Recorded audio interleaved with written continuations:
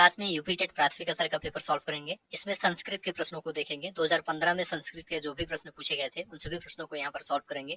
आप लोग सभी प्रश्न ध्यान से देखिए और सभी प्रश्नों का उत्तर बताने का प्रयास कीजिए। पहला प्रश्न आप सभी के सामने है, आकर्षण शब्द में कौन सा प्रत्यय प्रयुक्त है? आकर्षण शब्द में कौन सा प्रत्यय प्रयुक्त है? देखिए दोस्तों, ऑप्शन दिया है कत, कतवत, सत्री। देखिए दोस्तों, ना तो इसमें कत है ना तो कतवत, यहाँ पर सत्री प्रत्यय लगा हुआ है, सी ऑप्शन। सत्री प्रत्यय का प्रयोग होकर ही यह शब्द बना हुआ है। सत्री प्रत्यय परस्मयी पदी धातुओं के अनंतर जोड़ा जाता है, इसे आप लोग ध्यान रखिएगा। यहाँ पर सत्री प्रत्यय, सी ऑप्शन राइट आंसर हो जाएगा। किरातार्जुनीयम के प्रथम सर्ग में प्रयुक्त प्रमुख छंद हैं। देखिए दोस्तों, प्रमुख छंद है वंशस्थ, यहाँ पर सी ऑप्शन राइट आंसर हो जाएगा। किरातार्जुनीयम के प्रथम सर्ग में कुल 46 श्लोक हैं। प्रथम 44 श्लोकों में महाकवि भारव ने वंशस्थ छंद का प्रयोग किया है, जबकि अंतिम 2 श्लोकों में पुष्पिताग्रा नामक छंद का प्रयोग हुआ है, इसे भी आप लोग ध्यान रखिएगा। अक प्रत्याहार के अंतर्गत कौन कौन से वर्ण आते हैं? इसके अंतर्गत दोस्तों आ, ई, उ, री आता है, यहाँ पर पहला ऑप्शन राइट आंसर हो जाएगा। अक प्रत्याहार के अंतर्गत आ, ई, उ, री वर्ण आते हैं, यहाँ पर पहला ऑप्शन राइट आंसर हो जाएगा। स्पर्श व्यंजनों के वर्ग हैं। देखिए दोस्तों, यहाँ पर राइट आंसर हो जाएगा 5, यहाँ पर बी ऑप्शन राइट आंसर हो जाएगा। काद्यो मावसाना स्पर्शाः, अर्थात का से लेकर म तक के वर्ण स्पर्श कहलाते हैं। इनमें क वर्ग, च वर्ग, टा वर्ग, ता वर्ग तथा पा वर्ग, कुल मिलाकर 5 वर्गों के 25 वर्ण आते हैं, इसे आप लोग ध्यान रखिएगा। बी ऑप्शन राइट आंसर हो जाएगा। अगला प्रश्न आप सभी के सामने है, सर्वे भवन्तु सुखिनः किस प्रकार का वाक्य है? सर्वे भवन्तु सुखिनः किस प्रकार का वाक्य है? तो देखिए दोस्तों, यह इच्छावाचक वाक्य है, डी ऑप्शन राइट आंसर हो जाएगा। सर्वे भवन्तु सुखिनः, सर्वे सन्तु निरामया, इस श्लोक को कहने वाला वसुधैव कुटुंबकम की धारणा का पालन करते हुए संपूर्ण संसार के कल्याण की इच्छा रखता है। ठीक है, तो यहाँ पर डी ऑप्शन राइट आंसर हो जाएगा। अगला प्रश्न आप सभी के सामने है, अधि सिंहस्थासाम कर्म सूत्र संबंधित है। किससे संबंधित है? द्वितीय विभक्ति से संबंधित है, याद रखिएगा। बी ऑप्शन राइट आंसर हो जाएगा।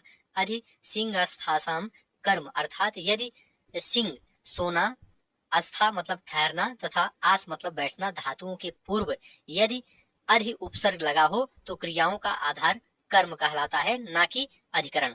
और आधार कर्म होने पर कर्मणि द्वितीय से उनमें द्वितीय विभक्ति होती है, इसे आप लोग ध्यान रखिएगा। अगला प्रश्न आप सभी के सामने है, निम्नलिखित वर्णों में से किस वर्ण का उच्चारण स्थान दंतोष्ठ है? तो देखिए दोस्तों, यहाँ पर व आपका राइट आंसर हो जाएगा, पहला ऑप्शन। वकारस्य दंतोष्ठम, अर्थात व का उच्चारण स्थान दंतोष्ठ है। ठीक है, तो यहाँ पर पहला ऑप्शन राइट आंसर हो जाएगा। चलिए आगे बढ़ते हैं। बहुज्ञ का विपरीतार्थक शब्द है। बहुज्ञ का विपरीतार्थक शब्द क्या है? इसका राइट आंसर हो जाएगा अल्पज्ञ, यहाँ पर बी ऑप्शन राइट आंसर हो जाएगा। बहुज्ञ का विपरीतार्थक शब्द अल्पज्ञ होता है, जबकि अभिज्ञ, सर्वज्ञ, ब्रह्मज्ञ आदि शब्द बहुज्ञ के अर्थ में ही प्रयुक्त होने वाले शब्द हैं, इसे आप लोग ध्यान रखिएगा। धीसह पद में संधि है। कौन सी संधि है? दीर्घ संधि है, पहला ऑप्शन राइट आंसर हो जाएगा। धी धन ईसह बराबर धीसह, यहाँ पर धी के इकार के पश्चात ईसह का इकार है, अतः यहाँ पर अकह सवर्णे दीर्घ से यहाँ पर दोनों के स्थान पर दीर्घ एक आदेश होकर धीसह रूप सिद्ध हुआ है, तो यहाँ पर दीर्घ संधि आपका राइट आंसर हो जाएगा। रमायाह में विभक्ति वचन है। रमायाह में विभक्ति वचन कौन सा है? तो याद रखिएगा, षष्ठी विभक्ति एक वचन है। ठीक है, द्वितीय विभक्ति द्विवचन में रमा शब्द क्या होगा? रमे होगा, द्वितीय विभक्ति द्विवचन में। तृतीय विभक्ति एक वचन में रमया होगा। चतुर्थी विभक्ति एक वचन में रमायई होगा। संस्कृत व्याकरण में कति शब्द किस वचन में प्रयोग किया जाता है? देखिए दोस्तों, यहाँ पर राइट आंसर हो जाएगा बहुवचन, सी ऑप्शन राइट आंसर हो जाएगा। संस्कृत व्याकरण में कति शब्द बहुवचन में प्रयोग किया जाता है, यहाँ पर सी ऑप्शन राइट आंसर हो जाएगा। उपसर्गों की संख्या कितनी है? देखिए दोस्तों, उपसर्गों की संख्या 22 है, तो यहाँ पर बी ऑप्शन 22 आपका राइट आंसर हो जाएगा। अगला प्रश्न है, संस्कृत के सुप्रसिद्ध नाटककार विशाखा दत्त की प्रसिद्ध कृति का नाम है। संस्कृत के सुप्रसिद्ध नाटककार विशाखा दत्त की प्रसिद्ध कृति का नाम क्या है? तो देखिए दोस्तों, राइट आंसर हो जाएगा मुद्रा राक्षसम, डी ऑप्शन मुद्रा राक्षसम, डी ऑप्शन राइट आंसर हो जाएगा। शिवराज विजय नामक पुस्तक के लेखक हैं। शिवराज विजय नामक पुस्तक के लेखक कौन है? राइट आंसर हो जाएगा अंबिका दत्त व्यास। यहाँ पर बी ऑप्शन राइट आंसर हो जाएगा, अंबिका दत्त व्यास। अष्टाशीति पद का अर्थ संख्या है, कौन सी संख्या है? तो देखिए दोस्तों, यहाँ पर 88 आपका राइट आंसर हो जाएगा, बी ऑप्शन। 78 को संस्कृत में अष्टसप्तति या अष्टासप्तति कहा जाता है, इसे आप लोग ध्यान रखिएगा। 88 को क्या कहा जाता है? अष्टाशीति कहा जाता है। 87 को क्या कहा जाता है संस्कृत में? सप्ताशीति कहा जाता है। 18 को अष्टादश कहा जाता है। गंगोदकम का संधि विच्छेद है, गंगोदकम का संधि विच्छेद क्या होगा? राइट आंसर हो जाएगा गंगाधन उदकम। यहाँ पर डी ऑप्शन राइट आंसर हो जाएगा, गंगाधन उदकम। पवित्रम में संधि विच्छेद कीजिए, पवित्रम में संधि विच्छेद कीजिए। तो देखिए दोस्तों, पोधन इत्रम बराबर पवित्रम, पोधन इत्रम बराबर पवित्रम होता है।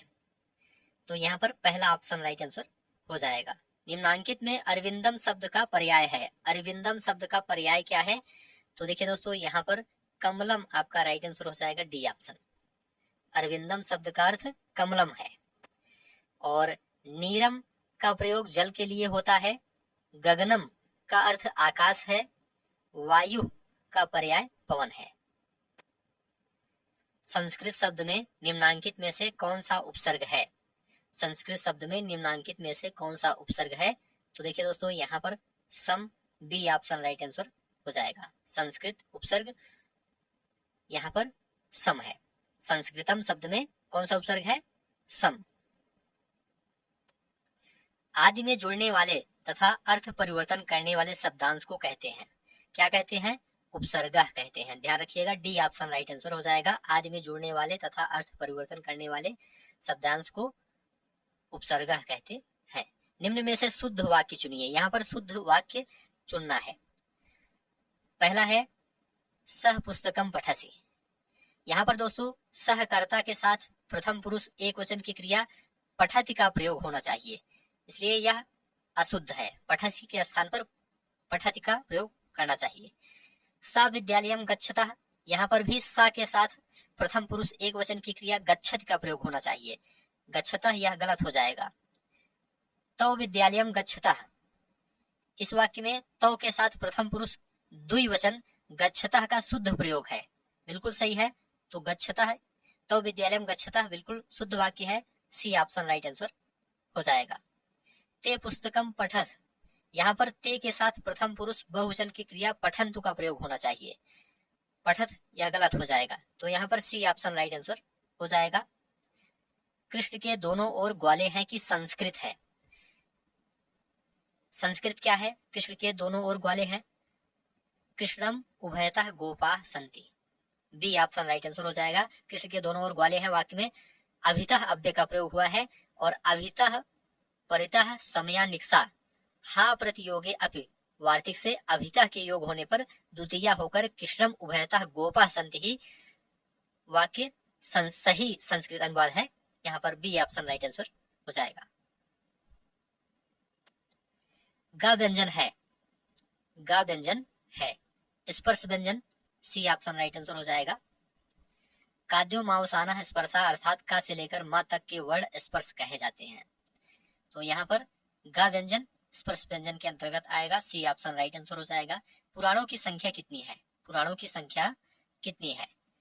याद रखिएगा 18 है। यहाँ पर पहला ऑप्शन 18 राइट आंसर हो जाएगा।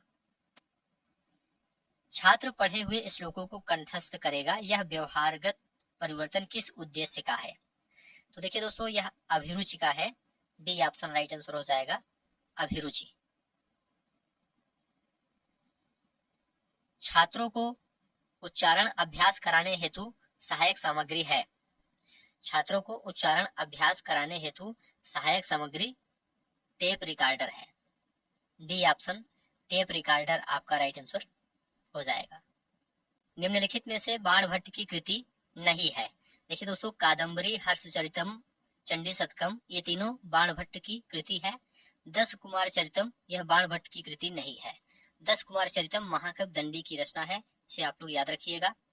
पहले उदाहरण प्रस्तुत किए जाएं, बाद में नियम, यह शिक्षण सूत्र है। यह दोस्तों विशेष से सामान्य की ओर है, बी ऑप्शन राइट आंसर हो जाएगा। जहां पर पहले उदाहरण देकर बाद में नियम बनाए जाते हैं, वहां आगमनात्मक विधि होती है। आगमनात्मक पद्धति में दोस्तों विशेष के आधार पर ही सामान्य का कथन या सामान्यीकरण किया जाता है, तो बी ऑप्शन राइट आंसर हो जाएगा। संस्कृत शिक्षण में प्रयोग किया जाने वाला दृश्य उपकरण है फ्लैश कार्ड, यहाँ पर दृश्य उपकरण है, सी ऑप्शन राइट आंसर हो जाएगा। टेप रिकॉर्डर और ग्रामोफोन श्रव्य उपकरण है, और सिनेमा दृश्य श्रव्य उपकरण होते हुए भी शिक्षण के काम में नहीं आता है, जबकि फ्लैश कार्ड संस्कृत शिक्षण में काम आने वाली दृश्य सामग्री है, तो सी ऑप्शन राइट आंसर हो जाएगा। संस्कृत का अध्यापक एक एक शब्द का अर्थ स्पष्ट करता है। संस्कृत का अध्यापक एक एक शब्द का अर्थ स्पष्ट करता है, किसमें? व्याख्या विधि में। यहाँ पर भी ऑप्शन राइट आंसर हो जाएगा। संस्कृत शिक्षण में संस्कृत के अध्यापक को अध्यापन करते समय एक एक शब्द का अर्थ स्पष्ट करना चाहिए, साथ ही साथ शब्दों की व्युत्पत्ति भी बतानी चाहिए, तो बी ऑप्शन राइट आंसर हो जाएगा। तो ठीक है दोस्तों, आज की इस क्लास को यहीं पर समाप्त करते हैं। आप लोग कमेंट करके बताइए 30 प्रश्नों में आपका कितना स्कोर सही हुआ है।